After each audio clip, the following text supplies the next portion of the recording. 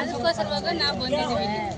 ಅದಕ್ಕೆ ಇವಾಗ ಅವ್ರು ಯಾಕಂದ್ರೆ ಮೇ ತಿಂಗಳು ಇಲ್ಲ, ಮೇ ತಿಂಗಳು ಬರಲ್ಲ ಅಂತ ಕೊಡ್ತೀವಿ ಅಂತ ಹೇಳ್ತಾ ಇದ್ದಾರೆ. ಹುಳ ಬಿದ್ದಿದ್ದು ಇಂದ ಕಾಟ್ಕೊಂಡು ಹೋಗ್ತೀವಿ ಅಂತ ಹೇಳ್ತಾ ಇದ್ದಾರೆ. ಇವಾಗ ಈ ತಿಂಗಳಿಗೆ ಆ ಮೇ ತಿಂಗಳ ಬಂದಿರೋ ಅಕ್ಕಿ ಇವಾಗ ಹಾಕ್ತಿವಿ ಅಂತ ಹೇಳ್ತಾ ಇದ್ದಾರೆ. ಅದಕ್ಕೆ ನಾವು ಮೇ ತಿಂಗಳವೇ ಕೊಡ್ರಿ ಅಂತ ನಾವು ಕೇಳ್ತೀವಿ.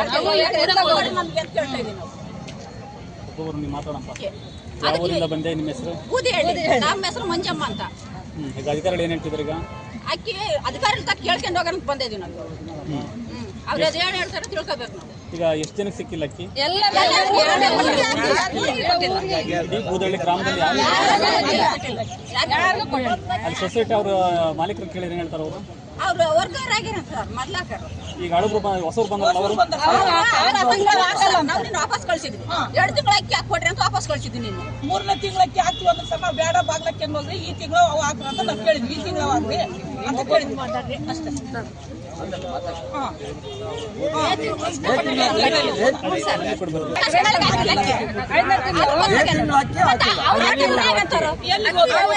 ಹಾಕಿದ್ರಲ್ಲ ಒಂದೇ ಪಂಚಾಯತಿ ಎಲ್ಲ 2 ಊರಿಗೆ ಹಾಕಿದ್ರೆ ನಮ್ಗೆ ಯಾಕೆ ಹಾಕಿಲ್ಲ?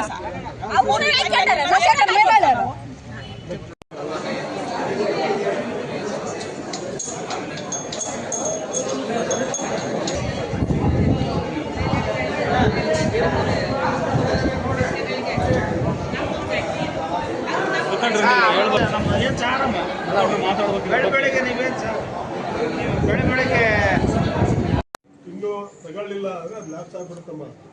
ಅದಕ್ಕೆ ಗೌರ್ಮೆಂಟಿಗೆ ಬರೆದಿದ್ದಾರೆ. ನಾನು ಮಾತಾಡಿದ್ದೀನಿ, JD ಅವರಿಗೆ ಮಾತಾಡಿದ್ದೀನಿ ನಾನು. ಅದು ಬರುತ್ತೆ, ಇವತ್ತಿಲ್ಲ ನಾಳೆ ಗೌರ್ಮೆಂಟಿಂದ ಬರುತ್ತೆ. ಅದು ಬಂದಾಗ ತಗೊಳ್ರಿ. ಈಗ ಸದ್ಯಕ್ಕೆ ಇರೋ ರಾಶನ್ ಯಾಕೆ ಬೇಡ ಅಂತೀರಿ ನೀವು? ಬಂದಿರೋದು ತಗೊಂಡ್ರು ಹೇಳಕ್ಕೆ ಅವ್ರು ಬಿಡಪ್ಪ, ನಾನು ಹೇಳೋದು ಕೇಳಪ್ಪ. ಅವ್ರು ಹೇಳೋದು ಬಿಡು. ನಾನು ಮಹೇಶ್ ಮಾತಾಡ್ತೀನಿ. ಈಗ ನಿಮ್ಗೆ ಮಾಹಿತಿ ಸಂಪೂರ್ಣ ಮಾಹಿತಿ ಇದೆ. ಈಗ ಅವ್ರು ಹೇಳ್ತಿರೋದು ಏನಂತಂದ್ರೆ ಮೇ ತಿಂಗಳಿಂದ ಇಲ್ಲಿವರೆಗೂ ಕೊಟ್ಟಿಲ್ಲ ಮಹೇಶ್ ಒಂದೇ ನಿಮಿಷ ಕೇಳಿ. ಹೇಳ್ಬಿಡಿ. ಮೇ ತಿಂಗಳಲ್ಲಿ ಅವನು ರೇಷನ್ ಕೊಡ್ಬೇಕಾದ್ರೆ ಏನ್ ಮಾಡ್ದ, ಲೇಟ್ ಮಾಡ್ದ. ಅವನು ಲೇಟ್ ಮಾಡಿ ಏನ್ ಮಾಡ್ದ, ಅಲ್ಲಿ ನೆಟ್ ಬರ್ತಾ ಇಲ್ಲ ಹಾಗೆ ಹೀಗೆ ಅಂತೇಳಿ ಅವ್ನು ಏನ್ ಮಾಡ್ಬಿಟ್ಟ, ರಾಷನ್ನೇ ಕೊಟ್ಟಿರ್ಲಿಲ್ಲ. ಯಾವಾಗ ನಮಗೆ ಗೊತ್ತಾಯ್ತು ಅದನ್ನ ಅವ್ನು ಸೊಸೈಟಿ ಕ್ಯಾನ್ಸಲ್ ಮಾಡಿ ಬೇರೆನಿಗೆ ಹಾಕಿ ಏನ್ ಮಾಡಿದ್ವಿ, ಬೇರೆನಿಗೆ ಹಾಕಿದ್ವಿ. ಅದನ್ನು ಆ ತಿಂಗಳದ್ದು ಲ್ಯಾಪ್ಸ್ ಆಗಿದೆ. ಮೇ ತಿಂಗಳದ್ದು ಈಗ ರೇಷನ್ ಬರ್ತಾ ಇದೆ.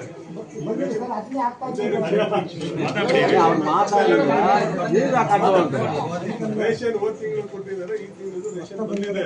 ಏನ್ ಹೇಳ್ತಿದ್ರೆ ಮೇ ತಿಂಗಳದ್ದು ನಮಗೆ ಬೇಕು ಅಂತ ಕರೆಕ್ಟೇನಮ್ಮ? ಅವ್ರೇನ್ ಹೇಳ್ತಾರೆ ಅಂದ್ರೆ ಈ ತಿಂಗಳು ರೇಷನ್ ಬರಲ್ಲ, ಅದೇ ರೇಷನ್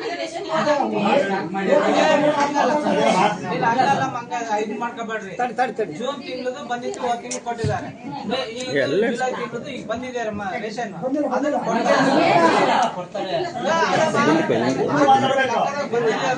ಅವರು ರಿಪೋರ್ಟ್ ತಗೊಂಡು ಬಂದಿದ್ರು, ನಾನು ಸೈನ್ ಮಾಡಿ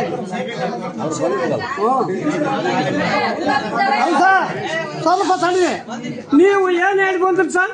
ಸೈನ್ ಮಾಡಿಸ್ಕೊಂಡು ತಡಿ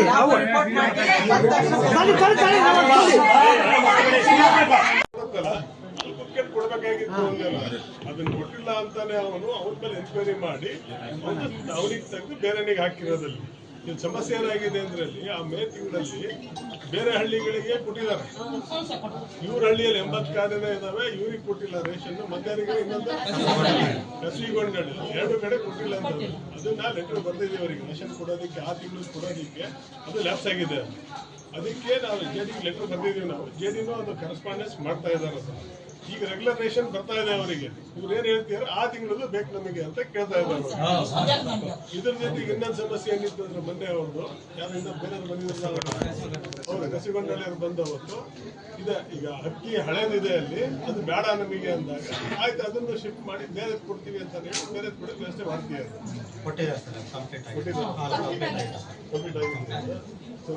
ಇಲ್ಲ, ಈಗ ನಮ್ಮ ಪ್ರಶ್ನೆ ಏನಂದ್ರೆ ನಿಮಗೆ ಇಂಡೆಂಟ್ ಅಲ್ಲಿ ಯಾಕೆ ಸ್ಟಾಕ್ ಕ್ಲಿಯರ್ ಆಗಿಲ್ಲ, ಯಾಕೆ ತೋರಿಸ್ತು ಅಂದಾಗ ಅದು ಯಾವಾಗ ಗೊತ್ತಾಯ್ತು ಸರ್ ನಿಮಗೆ?